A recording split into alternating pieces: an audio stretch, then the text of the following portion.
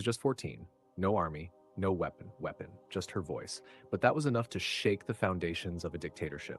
This isn't a story from a movie, it's real. And and by the end of it, you'll believe that even a teenager can start a revolution. The year was 2011. The world was holding its breath as revolutions erupted across the Middle East in what came to be called the Arab Spring. But in a small, heavily guarded country, Yemen, ruled by a dictator for over 30 years, change seemed impossible, until a young girl named Tawakkol Karman stepped into the spotlight. But this isn't her story.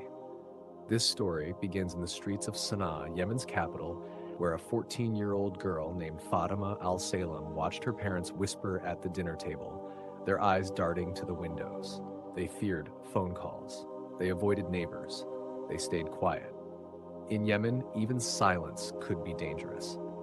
But Fatima didn't want to stay quiet. She was angry. Her school had no electricity. Her teacher hadn't been paid in months. Her little brother had nearly died because the hospital had no medicine. And everywhere she looked, no one dared say a word, so she decided she would. It started with a blog. She didn't even use her real name. She created a fake account and began posting short, powerful messages in Arabic. A nation in chains is not a nation, it is a prison. We are not too young. We are too tired of waiting. Her words were shared, anonymously, but they spread like fire through the underground circles of students and activists. No one knew who she was, but everyone felt her fury. Then one day, she did something no one expected. She posted a video, not with her face, just her voice. She said, "I am 14, I am a Yemeni, and I refuse to be afraid."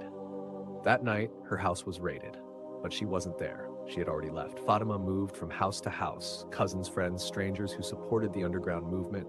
Her parents were terrified, but even they began to realize this was bigger than their fear. In the following weeks, she began organizing protests with teenagers. They met in basements, whispered in code, wrote signs with markers and paper torn from old notebooks.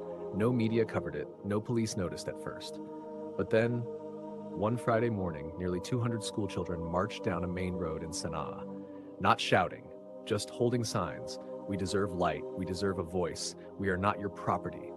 They were children, but they walked with more courage than most grown men. The police tried to stop them, and that's when Fatima did something radical. She stepped in front of the police and shouted, "You will not touch these children. Arrest me instead." She was dragged away, but they didn't realize they had just made her famous. Fatima's arrest made international headlines. 14-year-old girl arrested in Yemen for leading protest. Meet the youngest face of Yemen's revolution.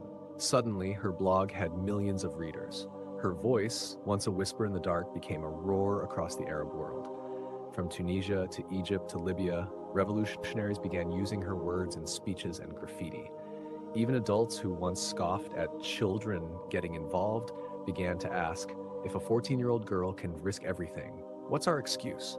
Pressure mounted on the Yemeni regime. Protesters grew. Streets flooded with men, women, children, inspired by a teenager who had nothing but a pen and a voice. Fatima was eventually released after weeks in a detention center. But the girl who came out wasn't broken. She was louder. She spoke at universities. She organized nationwide student movements. She helped form the Youth Council for Change, which coordinated massive protests across Yemen. And then the unimaginable happened. In late 2011, President Ali Abdullah Saleh stepped down after 33 years in power. Fatima was there, barely 15, standing at the front of the crowd. People chanted her name, but she shook her head and said, "Don't chant for me. Chant for freedom. It belongs to all of us." Fatima didn't stop there. She kept fighting, this time for girls' education, against child marriage, and for free speech. By 17, she had spoken at the United Nations. When asked what made her so brave, she said, "I was not born brave. I was just tired of being scared." Her movement inspired hundreds of youth activists around the world, from Syria to Sudan to even schools in the United States and Europe. Many never knew her name, but her words lit a fire that kept burning. Now ask yourself, what were you doing at 14? Playing games, following trends?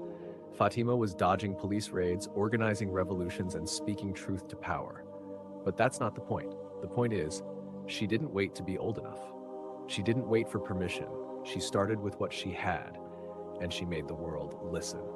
So what's stopping us?